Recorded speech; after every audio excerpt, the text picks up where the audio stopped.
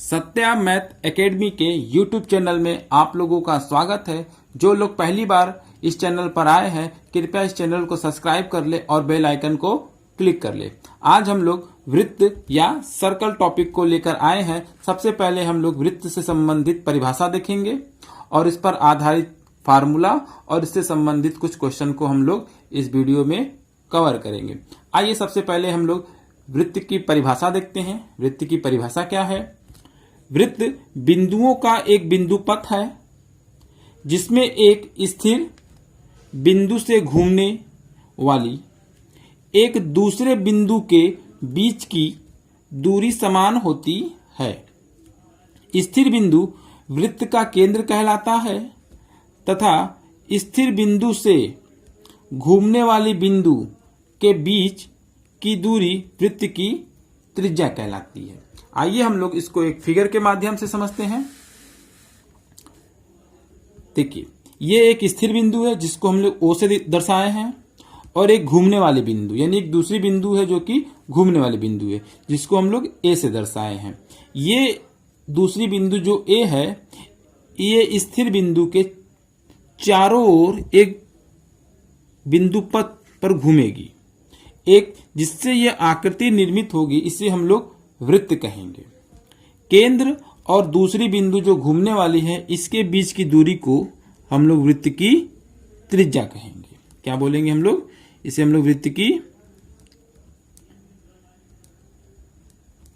त्रिज्या बोलते हैं, जिसको हम लोग रेडियस भी कहते हैं।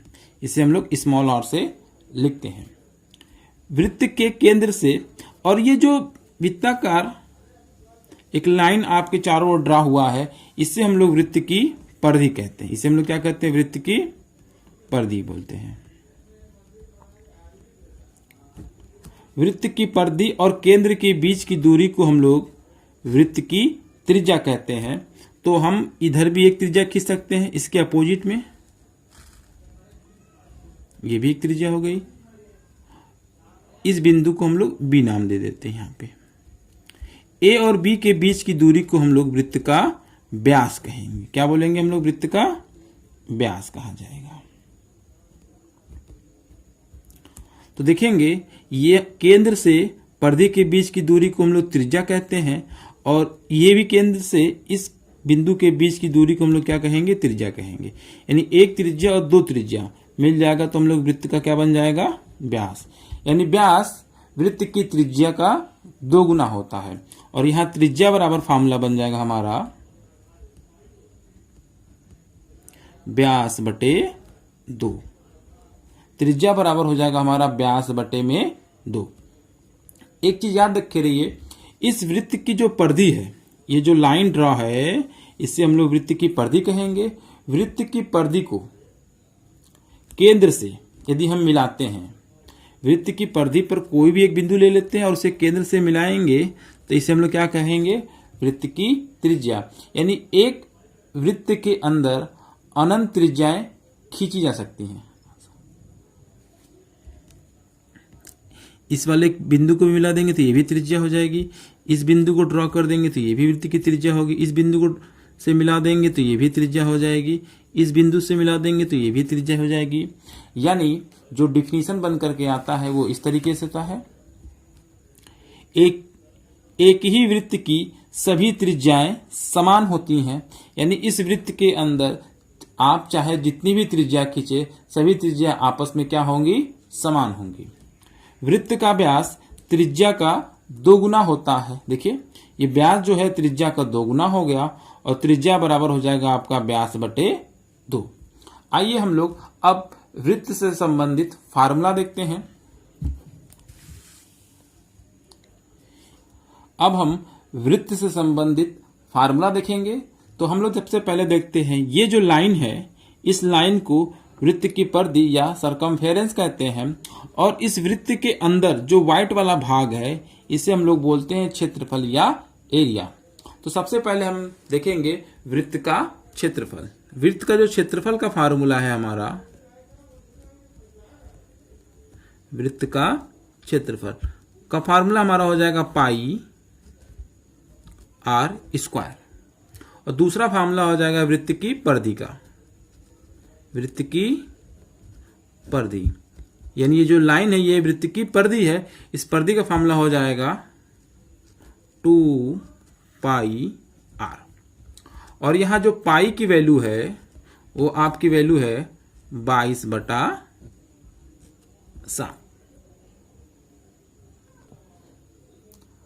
अब हम वृत्त से संबंधित क्वेश्चन लगाएंगे। सबसे पहला क्वेश्चन है, एक वृत्त का व्यास 14 सेंटीमीटर है तो उस वृत्त का क्षेत्रफल क्या होगा। हमें वृत्त का व्यास दे करके वृत्त का क्या पूछा जा रहा है, क्षेत्रफल। तो व्यास आपको दिया है तो वृत्त की त्रिज्या कितनी हो जाएगी, वृत्त की त्रिज्या व्यास का आधा होता है। व्यास है आपका 14 का आपका आधा हो जाएगा कितना, 7 सेंटीमीटर। हमें वृत्त का क्षेत्रफल पूछा है तो वृत्त के क्षेत्रफल का फार्मूला होता है क्षेत्रफल बराबर पाई आर स्क्वायर। पाई की वैल्यू 22/7 आप यहां रखेंगे, त्रिज्या का स्क्वायर है और त्रिज्या की वैल्यू आई है 7, तो यहां लिख देंगे हम 7 का स्क्वायर। ये हो जाएगा हमारा 22/7 गुणे में 7 का स्क्वायर कर देंगे तो 49 हो जाएगा। 7 से कैंसिल कर देंगे, 7 बार में चला जाएगा और 7 का इंटू 22 में कर देंगे तो आ जाएगा आपका 154 सेंटीमीटर स्क्वायर। यही हमारे वृत्त का क्षेत्रफल हो जाएगा। आइए आज के टॉपिक का क्वेश्चन नंबर 2 देखते हैं। क्वेश्चन नंबर 2 क्या है हमारा, दिया हुआ है एक वृत्त की त्रिज्या 35 सेंटीमीटर है तो उस वृत्त की परिधि क्या होगी। तो त्रिज्या यहां पर आपको दे रखा है, त्रिज्या बराबर 35। हमें वृत्त की परिधि पूछा है तो वृत्त की परिधि का फार्मूला लिखेंगे हम यहाँ पे। वृत्त की परिधि का फार्मूला हो जाएगा 2 पाई आर। 2 हो गया, पाई की वैल्यू हो गई आपकी 22/7 और त्रिज्या की वैल्यू हो गई 35, तो यहां लिख देंगे हम 35। 7 से 35 को काट देंगे तो 5 बार में चला जाएगा। 5 गुणा 2 में कर देंगे 10 और ये 22 गुणा 10 में कर देंगे तो हो जाएगा आपका 220 सेंटीमीटर। यही हमारा क्या कहलाएगा, आंसर कहलाएगा।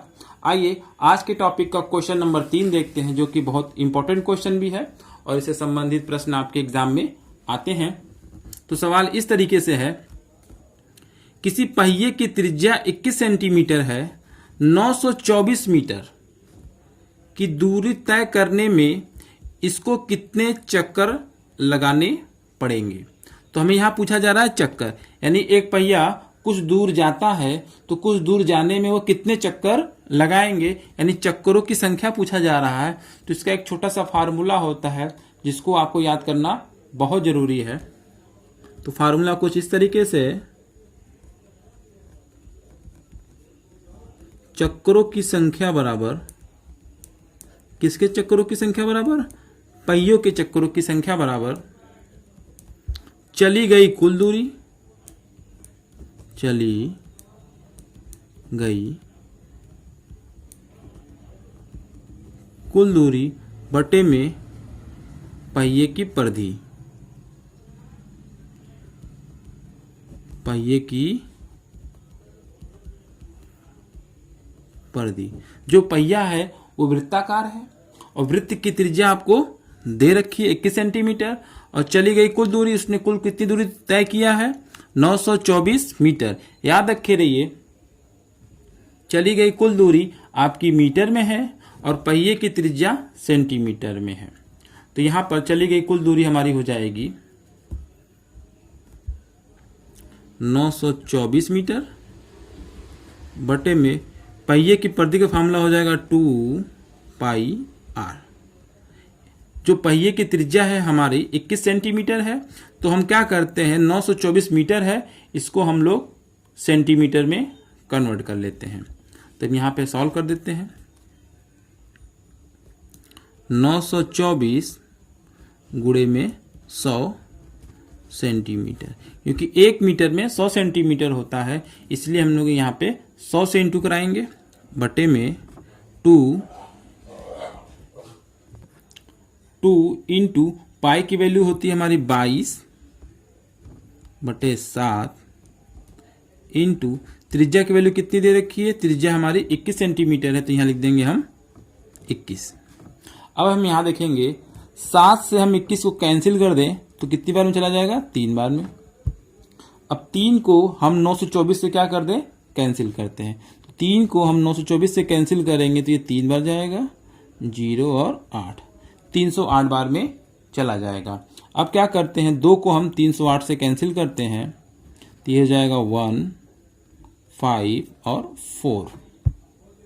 22 को हम 154 से कैंसिल करेंगे तो ये 7 बार में चला जाएगा, और 7 गुणा जब हम 100 में कर देंगे तो आ जाएगा हमारा 700, यानी चक्करों की संख्या हो जाएगी हमारी 700। यही हमारा क्या कहलाएगा, आंसर।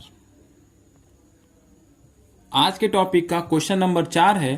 क्वेश्चन कुछ इस तरीके से है, यदि किसी वृत्त की परिधि एवं क्षेत्रफल का संख्यात्मक मान समान हो तो उस वृत्त का व्यास ज्ञात कीजिए। इसमें क्या क्या दिया है, दिया है परिधि और क्षेत्रफल क्या है, समान है। वृत्त की परिधि और क्षेत्रफल समान है, यानी वृत्त का क्षेत्रफल जो है, क्षेत्रफल वृत्त की परिधि के क्या है, बराबर है। जो ये संख्यात्मक मान बोला है यानी उसका मान बोला है। वृत्त का क्षेत्रफल का फार्मूला होता है आपका पाई r स्क्वायर, और वृत्त की परिधि का फार्मूला होता है 2 पाई r।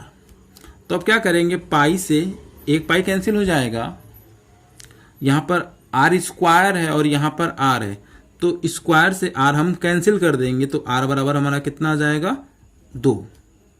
पूछा है वृत्त का व्यास।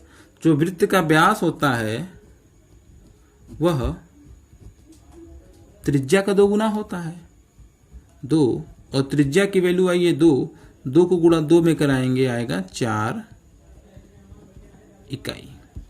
यही हमारा क्या कहलाएगा, आंसर कहलाएगा। ये आज के टॉपिक का क्वेश्चन नंबर 5 है। यदि किसी वृत्त की परिधि और त्रिज्या के बीच का अंतर 37 सेंटीमीटर है तो वृत्त का क्षेत्रफल होगा। दिया है वृत्त की परिधि और त्रिज्या के बीच में जो अंतर है वो 37 सेंटीमीटर है, तो हम लिखेंगे यहाँ पे परिधि माइनस त्रिज्या। क्वेश्चन बोला है वृत्त की परिधि और त्रिज्या के बीच में जो अंतर है वो कितना हो जाएगा आपका, 37 सेंटीमीटर। तो वृत्त की परिधि का हम यहाँ फार्मूला लिखेंगे 2 पाई r माइनस त्रिज्या का फार्मूला r होता है बराबर 37 सेंटीमीटर रहेगा ही, तो दोनों में क्या कॉमन हो जाएगा, r। तो यहाँ लिखेंगे r कॉमन कर लेंगे, 2 गुणे में पाई की वैल्यू हो जाएगी आपकी 22/7 माइनस इस r को हमने यहाँ कॉमन कर लिया तो यहाँ पर बचेगा 1 बराबर 37। अब क्या करेंगे, इसको सॉल्व करेंगे। r 2 को गुणा 22 में कर देंगे, आ जाएगा आपका 44/7 माइनस 1 बराबर 37। अब इसको सॉल्व करते हैं हम। r 44/7 में से जब 1 जाएगा तो हम यहां से क्या करेंगे, इसको एलसीएम विधि से सॉल्व कर देते हैं। 7 हो जाएगा तो ये हो जाएगा आपका 44 माइनस 7 का गुणा जब हम 1 में करेंगे तो आएगा आपका 7 बराबर 37। 44 में से जब 7 चला जाएगा तो आएगा आपका 37, यानी r गुणे 37/7 बराबर 37। 37 से 37 कैंसिल हो जाएगा एक बार में, और इस 7 का गुणा जब हम 1 में कर देंगे तो आएगा हमारा 7, यानी हमें वृत्त की त्रिज्या मिल गई 7 सेंटीमीटर। और हमसे क्या पूछा है, वृत्त का देखिए क्षेत्रफल ज्ञात करने के लिए कहा है।